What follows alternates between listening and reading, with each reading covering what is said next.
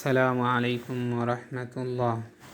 এই পর্বে গুনাহ, পাপ এবং ক্ষমা এ নিয়ে সুন্দর একটি আলোচনা আল কোরআন থেকে। আমরা আদম সন্তান।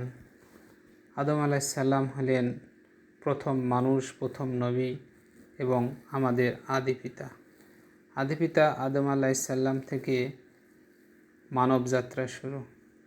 শয়তানের ধোঁকায় পড়ে আমরা পাপ কাজ করি বা গুনাহ কাজ করে ফেলি।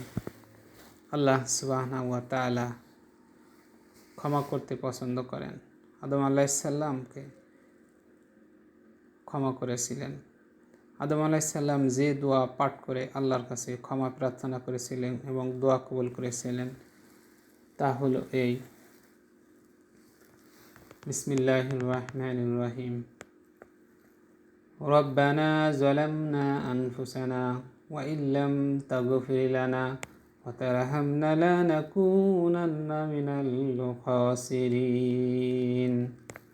আমি আবার বলছি, ربنا ظلمنا أنفسنا وإن لم تغفر لنا وترحمنا لنكونن من الخاسرين।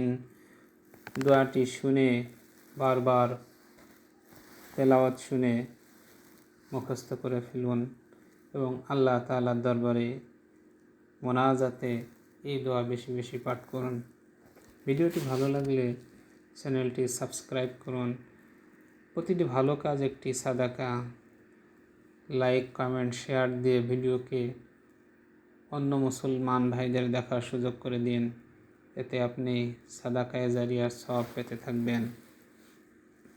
আমি যে আয়াতটি তেলাওয়াত করেছি তার অর্থ এরূপ: হে আমাদের প্রতিপালক, আমরা নিজেদের প্রতি অত্যাচার করেছি, আর যদি আপনি আমাদের ক্ষমা না করেন এবং আমাদের প্রতি দয়া না করেন তবে নিশ্চিতভাবেই আমরা ক্ষতিগ্রস্তদের অন্তর্ভুক্ত হয়ে যাব। আপনি আমাদের পাপকে ক্ষমা করে দিন। আদম আলাইহিসসালাম এই দোয়া বারবার পড়েছিলেন এবং আল্লাহ সুবহানাহু ওয়া তাআলা এই দোয়ার বরকতে আদম আলাইহিসসালামকে ক্ষমা করেছিলেন। আমরা পাপী তাপী বান্দা, আমাদেরও প্রতিনিয়ত পাপ হয়, গুনাহ হয়, পাপ কাজ করে ফেলি। আসুন আমরাও এই দোয়া নিয়মিত পাঠ করি। আদম আলাইহিসসালামের মতো আল্লাহ তাআলা আমাদেরকেও ক্ষমা করে দিবেন। আমা তৌফিকি ইল্লা বিল্লাহ। আসসালামু আলাইকুম ওয়া রাহমাতুল্লাহ।